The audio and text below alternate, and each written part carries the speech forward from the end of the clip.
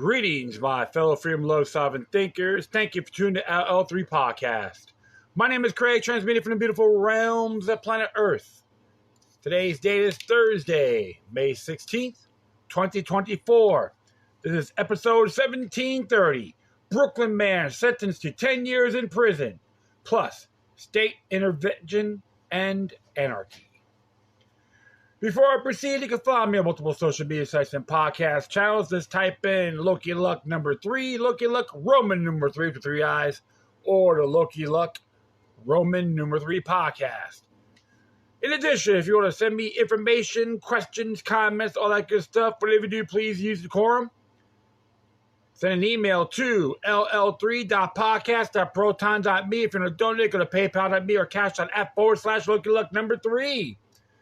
Oh, man, this is just more bizarro world, circus extravaganza as usual.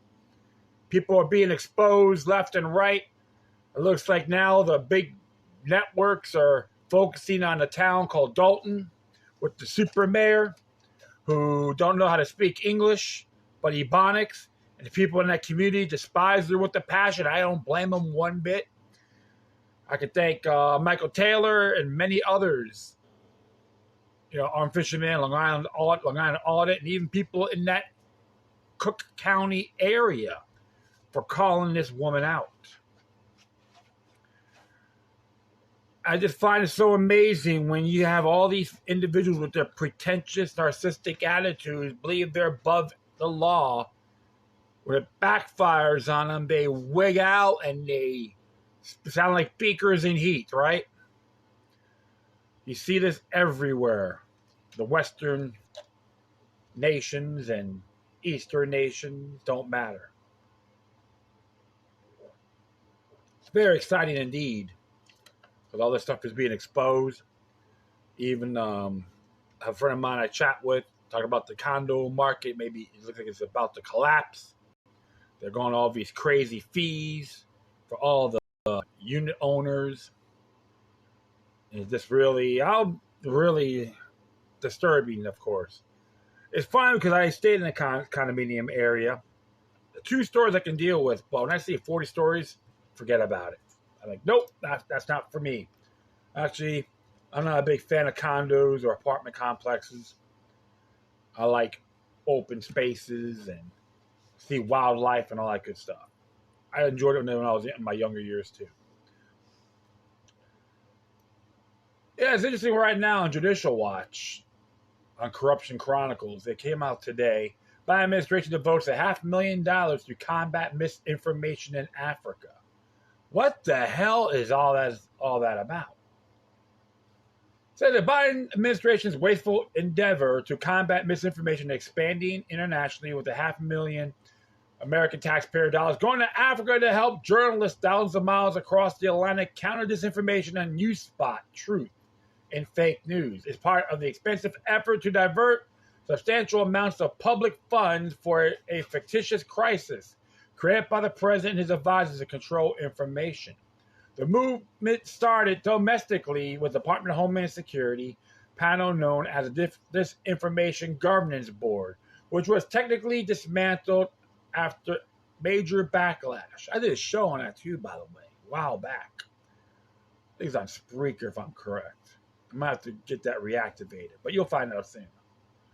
Taxpayer dollars keep flowing to relate causes nationwide. However, millions of DHS terrorism prevention grants have gone to combat misinformation and disinformation and to create disinformation networks worldwide. Large sums have also gone to related projects such as fighting science misinformation and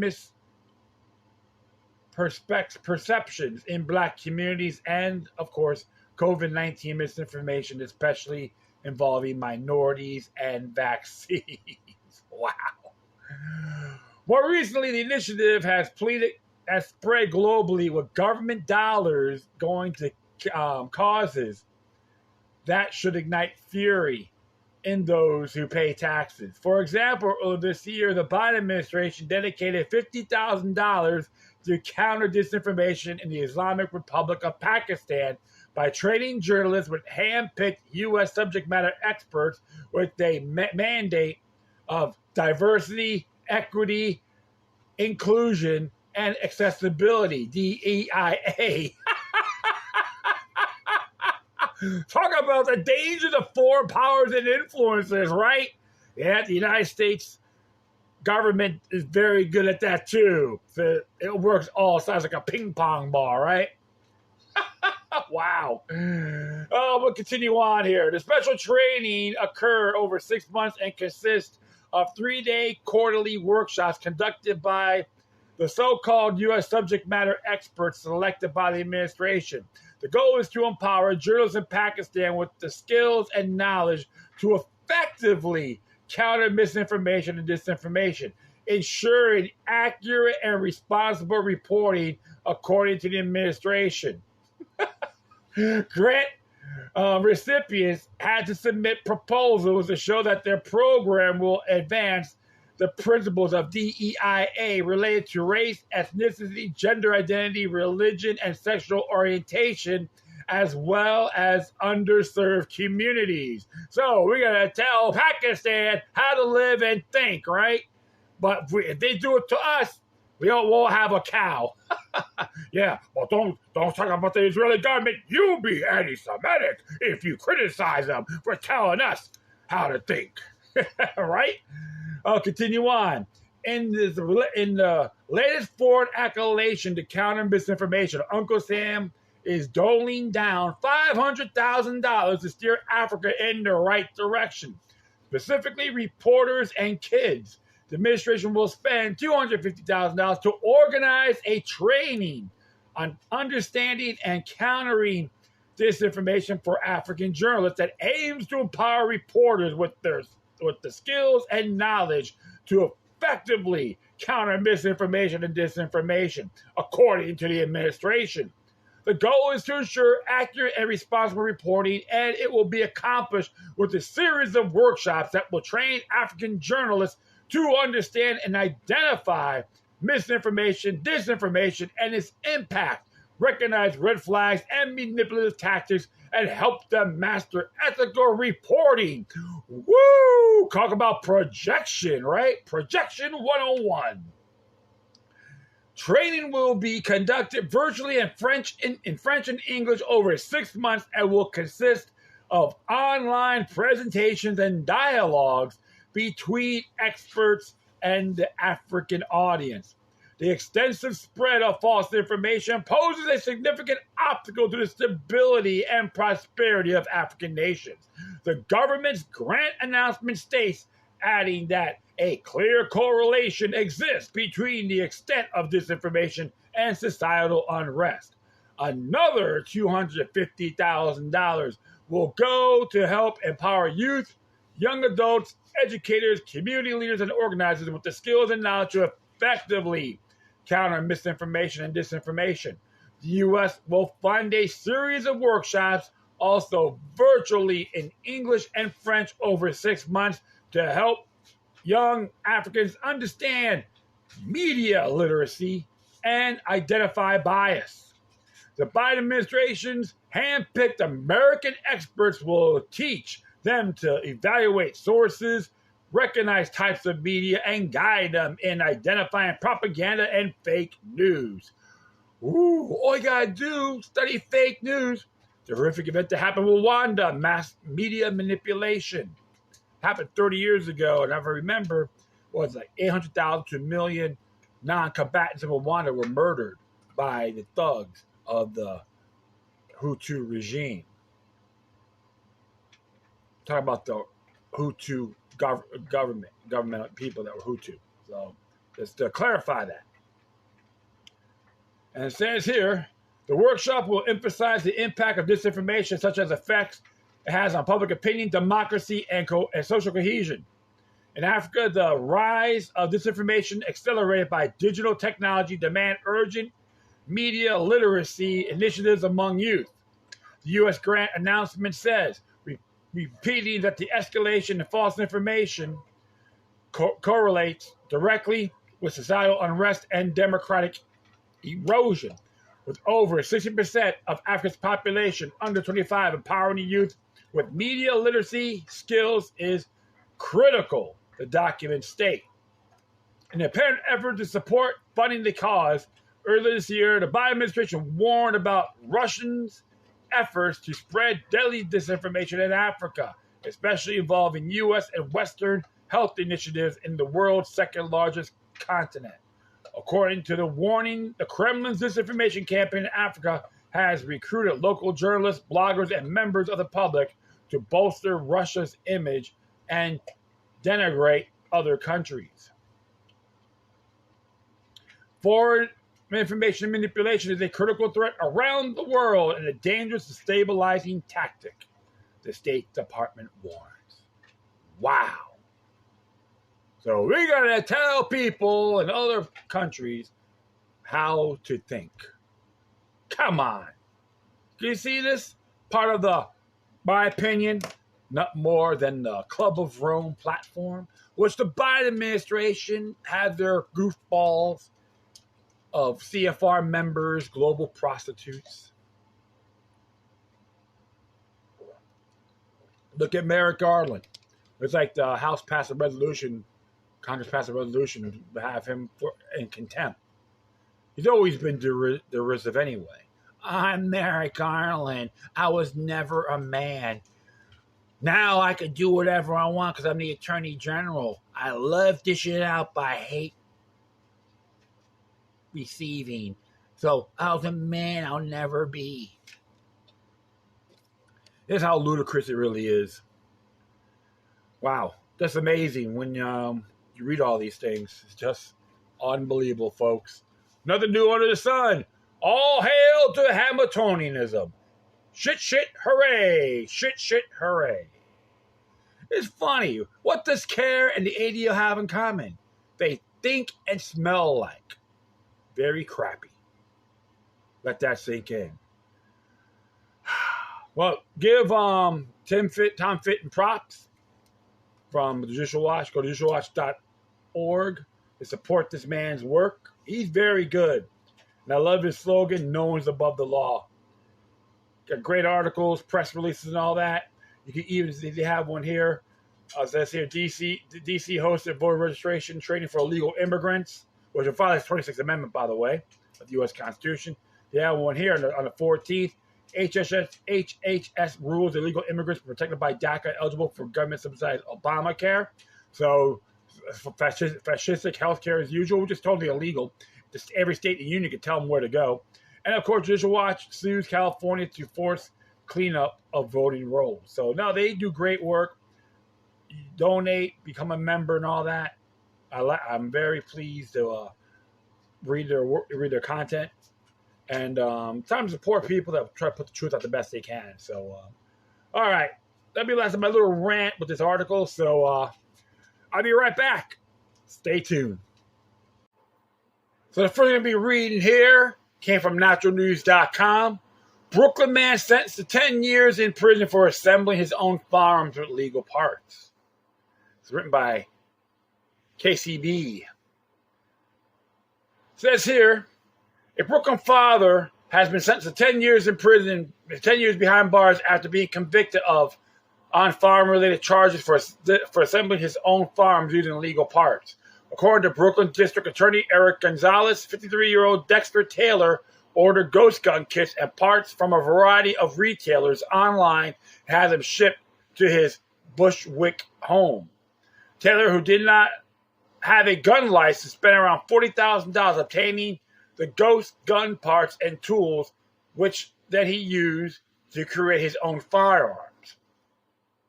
Eric Gonzalez, you're nothing more than a piece of garbage and a wuss, and nothing more than a revenue-collecting whore. Hope you hear this, because I don't give a damn if you get offended or not or try to sue me. Good luck. Sorry about that. Officers found 5 handguns, 4 rifles, 4 AR-15 assault weapons. How insulting. Defense weapons, not assault weapons. And multiple rounds of ammunition when they searched the data engineer's apartment in an April 2022 raid. They found a 3D printer, shell casing, and gunpowder. Oh my God, run to the hills. A jury found him guilty of 5 counts of criminal possession of a firearm, violating a prohibition on unfinished frames or receivers, unlawful possession of pistol ammunition, 3 counts of third-degree criminal possession of a weapon, and 2 counts of second-degree criminal possession of a weapon. Gonzalez praised the jury's decision, saying today's sentence should send a message to anyone like this defendant would try to evade critically important background checks and registration requirements to manufacture and stockpile these dangerous weapons. Every ghost gun we take off the street is a win for public safety. DA Eric Gonzalez, is Fidel Castro your Lord and Savior? You just emulate him really well. And Chavez too, of Venezuela. Many people are outraged by Taylor's sentence and believe it is politically motivated. Fenny X Ammunition wrote on X, 10 years in prison for something legally permissible in nearly every state and something we've been doing in this country since before it was founded. Dexter Taylor is a political prisoner, nothing more. It has nothing to do with public safety. It's about intimidating gun owners and destroying firearms culture in America piece by piece.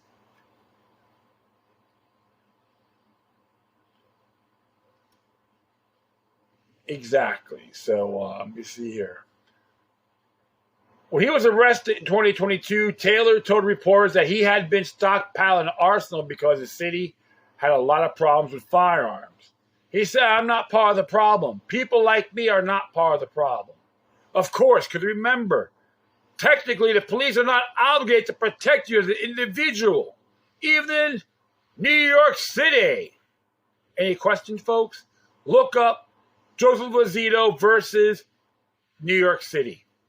That man was almost like got stabbed to death. And that time, Mayor Bloomberg said, New York's finest saved the day. And in reality, based on his own interview from We Are Change, they hid in the cupboard. Technically, folks, they don't have a duty to protect individuals. I'll continue on. He explained that he started assembling firearms to pass the time during the pandemic lockdowns and was fascinated by the way firearms work. In an interview with Rest he said, I found that you can actually legally buy a receiver and you can machine that receiver to completion, and you buy your parts and you put them together and you got a pistol or a rifle. And once I saw that I was hooked, I was like, this is the coolest thing ever. This is the most cool thing you could possibly do in your machine shop. Remember, if you assemble your own firearms, folks, you don't really need a serial number. That's under the 1968 Gun Control Act, to be exact. I'll continue on. His attorney, Vinu Varghese, excuse me, hope I pronounced his name correctly, felt his client's sentence was excessive, noting that while the DA asked for 10 years, the judge could even given him just 3.5. Judge told Taylor, Second Amendment doesn't exist in this courtroom.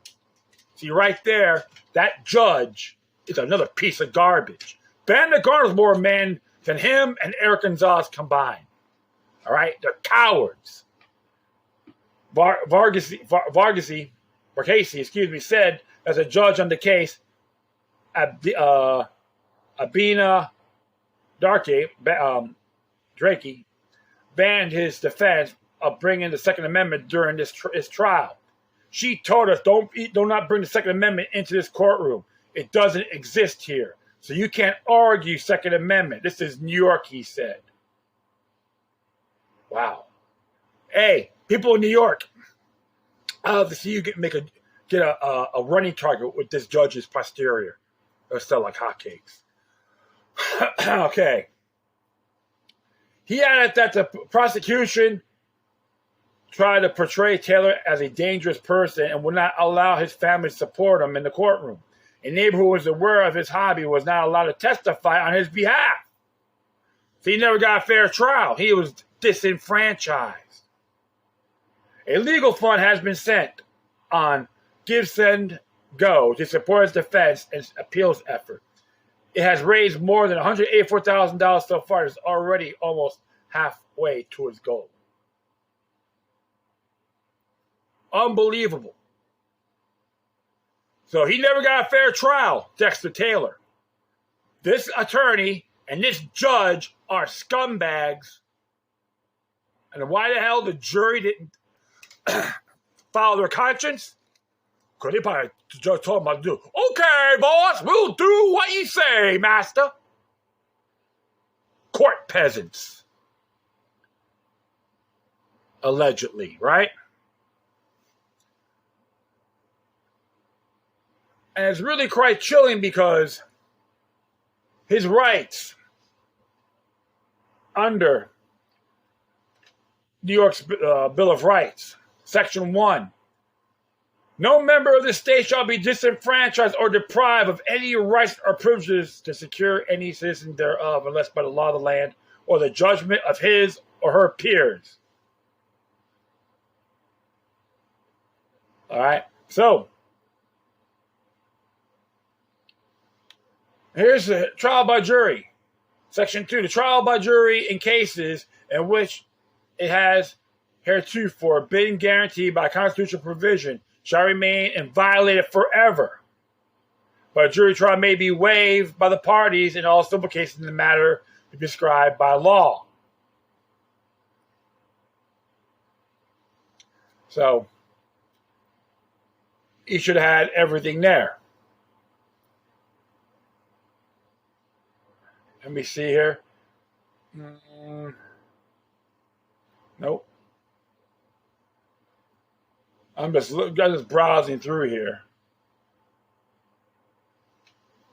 But yeah, it's very chilling, folks. I am not too pleased with this.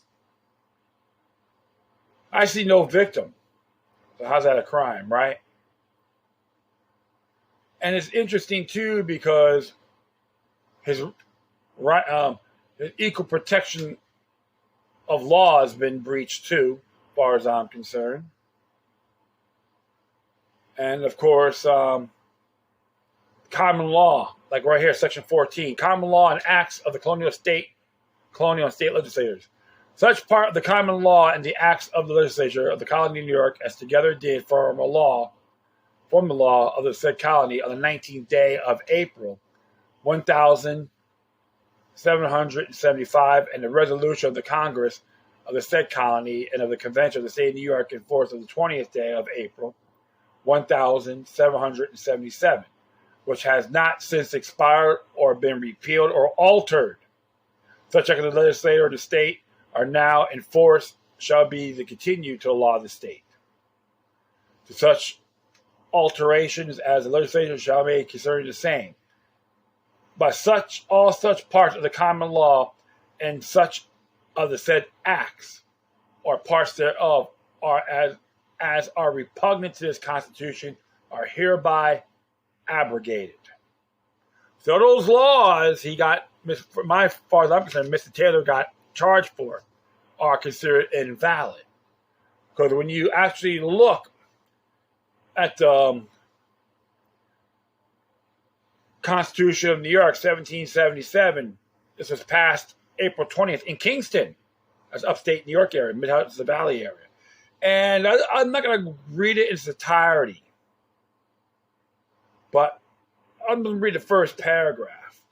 Whereas the many tyrannical and oppressive usurpations of the King and the Parliament of Great Britain on the rights and liberties of the people of the American colonies has reduced them to necessity, or introducing a government by congresses and committees as temporary expedients, and to exist no longer than the grievances of the people should remain without redress. And whereas the Congress of the Colony of New York did on the 31st day of May, now last passed resolve as follows. It tells you all about it.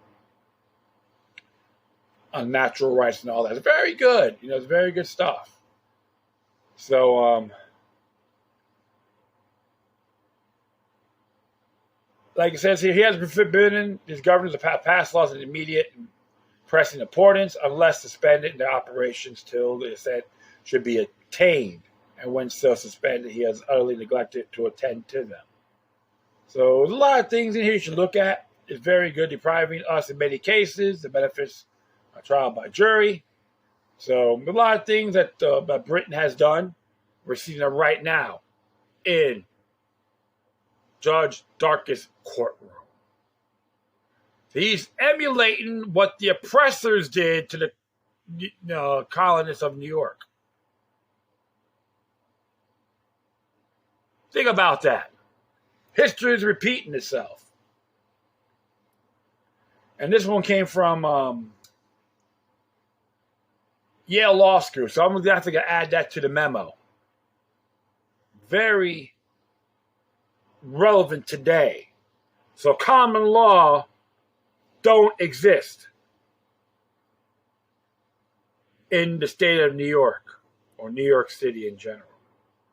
Dexter Taylor was one prime example. There's many others on the same boat. Victimless crimes. This is blatantly unacceptable. Even contradicts New York City's Patriot Act resolution. Yeah. Prove me wrong if you dare. I would love to hear from you, folks. I'll be back for one more segment, so stay tuned. All right, so I'm going to be reading this last one here. It came from Mises Institute, Mises.org. State Intervention and Anarchy, written by Ranjuru Najoya. And against the state, Lou Rockwell emphasized that the assault on our liberties from the state is not merely the product of temporary malfunctions. To the contrary, the state is by nature evil. Rockwell shows that the state is founded on coercion and maintains its power by use of force. In recent years, following the rise of environmentalism, public health, safetyism, and the war against hate, state interventions have encroached even further into private and family life. Against the state shows that these interventions are not only coercive, but also anti-human and prioritizing their goals above human life. A striking example of this was the lockdown policy of closing schools and playgrounds on the basis that children are resilient. And so there is no reason why the state should not keep them under house arrest for several months of their lives. Another example is the prioritization of the needs of the socialized medicine behemoths, such as the United Kingdom's cultish National Health Service. The British journalist Shirley Jacobs comments that with NHS spending now more than that for education, transport, the Home Office, and defense put together, Britain is arguably now merely a health service with the state attached. Similarly, in Canada, private health care is banned, and citizens struggling to cope with lives are offered state assistance in killing themselves. Euthanasia. Woo! Glorious and free, along we're on our knees. Nothing against the Canadian people, man. They're awesome folks, but I'm just mocking their government too. With the state on the rampage enforcing the public good, its defenders are so need to limit the power conferred on it to achieve that goal. After all, if the goal is noble and worthy, why should there be limits on the power to achieve it? In this way, the idea of limited government is extinguished. Rockwell also highlights the fact that the state creates the very problems for which it is. Then we said we need the state power to resolve. When government knows best, it turns to crap. Hallelujah, right? Here's what a quote it says. The quote, the state is not a neutral observer. It will pass environmental legislation. It will regulate resolutions between races and sexes. It will put down this religion in order to raise that one up. In each case, the intervention only exasperates conflicts, which in turn creates the impression that there really is an intractable conflict at work. An example of state intervention fueling conflicts is the protected status given to different groups based on their identity, notably race, sex, religion, and gender. Identity group conflict. Civil rights and human rights legislation have conferred mutually conflicting rights on different identity groups, and this legislation in turn has spawned million dollar institutions devoted to litigating and enforcing these rights. These institutions are founded by the state as part of its efforts to promote equal opportunities. The ongoing gender wars, for example, are largely driven by the protected grounds assigned to both women and men who have reassigned their identity to become women by means of the legislative concept known as legal sex. Both groups are legally protected from discrimination and harassment on the basis of their protected status, and the legal definition of harassment puts each group in direct conflict with the other. In Scotland, each group will now have power to have other group jailed for harassing them, as transgender hate is included is the new hate crime law, and discussions are underway include misogyny. I hope I pronounced that correctly. Misogyny. Yeah, I always got to put myself in check, okay? I admit that.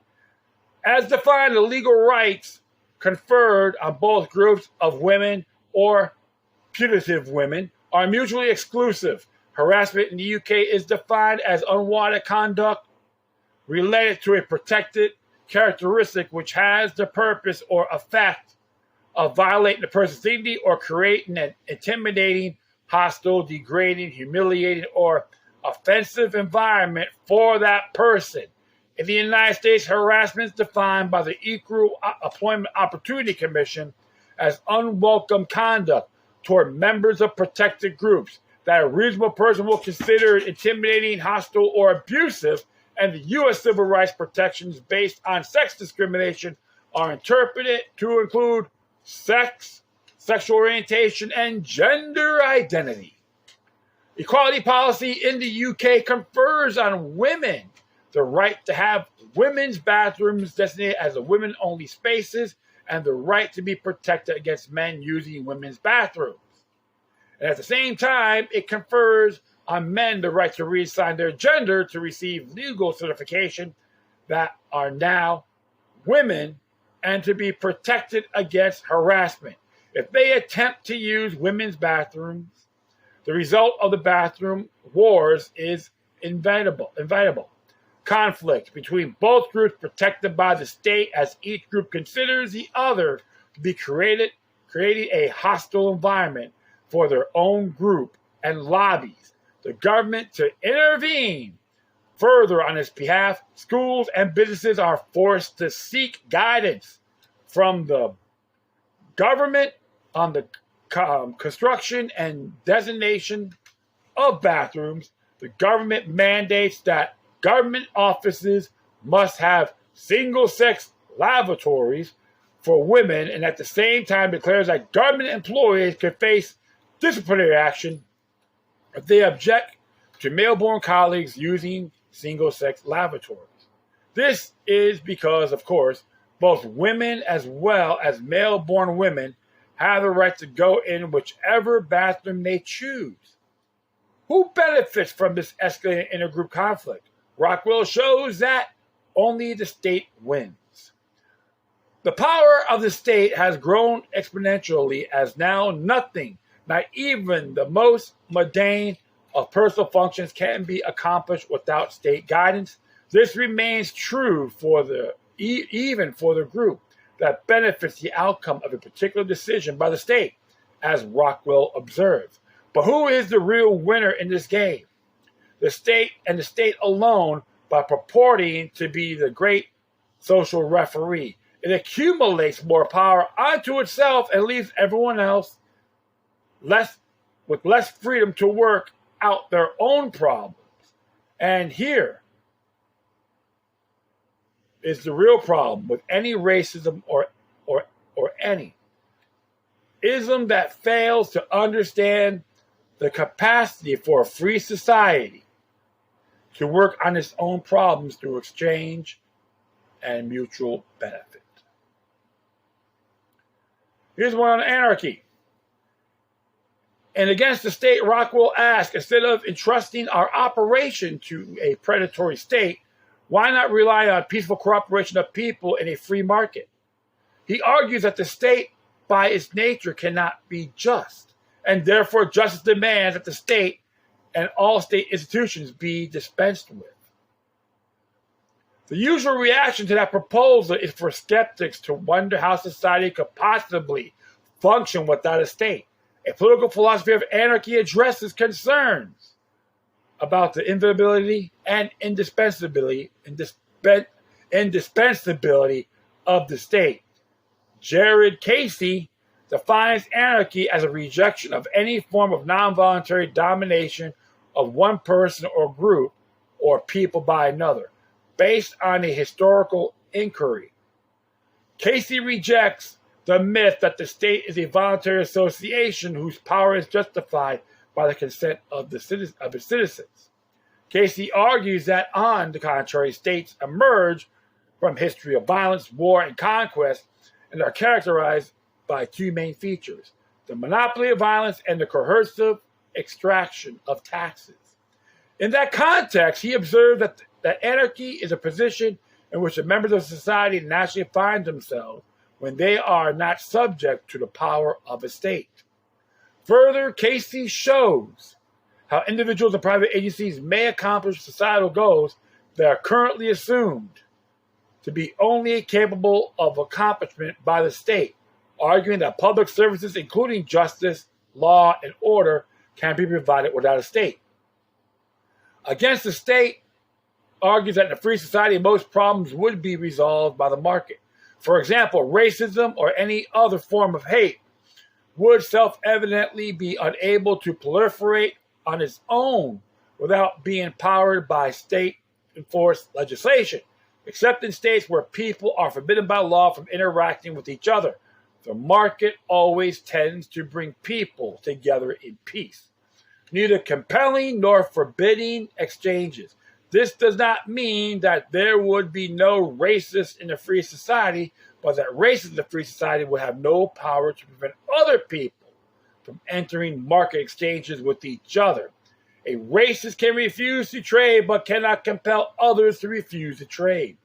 The fact that racism is unable to proliferate on its own without being enforced by the state explains why both Jim Crow and apartheid systems were propagated not by hate, but by a system of race-based legislation backed by state force. Racial segregation in these systems was a legal requirement, not an organic movement spread by haters. The notion that now animates hate crimes, namely that the proliferation of hate is a threat from which we all need state protection, is simply yet another strategy to maximize state power. For these reasons, Casey rejects the state altogether, arguing that the only mode of social organization that is ethically acceptable is the one that respects our liberty, namely anarchy. Anarchy is not chaos or disorder or mayhem, but the spontaneous order that arises from free and mutually acceptable human interactions. So as always, we have natural rights as individuals, not a specific group. Which is why we always got to look at things a lot broader than what it is. I see too much state intervention, government intervention to be exact. Even in Florida, the so-called freest state in the union, the red state, they got their wacky laws too, just like the ones in New York. Nothing new, right? When the government knows best, it turns to crap. And it's pretty potent too, when you think about it metaphorically. When someone asked me many years ago how to resolve racism, I go, it's time to be neighborly to one another. Plant the seed, folks. Judge them by their actions? Absolutely. We're always going to have prejudicial moments. We prejudge. Doesn't mean you're a racist, but many of us have safeguarding natures, including yours truly. But it doesn't mean you jump the gun completely. Examine things thoroughly. Judge by their characters. Let the free market roam. No more statism, folks. That's the most dangerous religion on earth. And I say that in a historical point of view. That will be it. I thank everyone for listening. Plus, feel free to download and share throughout your social media networks. If you have any questions, comments, if you send something that's interesting, check out whatever you do, please use decorum. Go to ll3.podcast at proton.me. I'll leave all the footnotes on this episode. If you want to donate, go to paypal.me or cash.app /look3. If you want to support Judicial Watch, Mises, Natural News, that'd be great. Donations, be a member, all that good stuff. It's worth it, folks. When it comes to good information, that's what I like to address. No drama. We all make our mistakes too, even myself. Don't get caught up in a whole hoopla and hype, the Lizzie Borden syndrome, and so forth. Once again, thank you for your time. Plus, always remember that the demoniac resistance is healthy for the soul and can liberate humanity.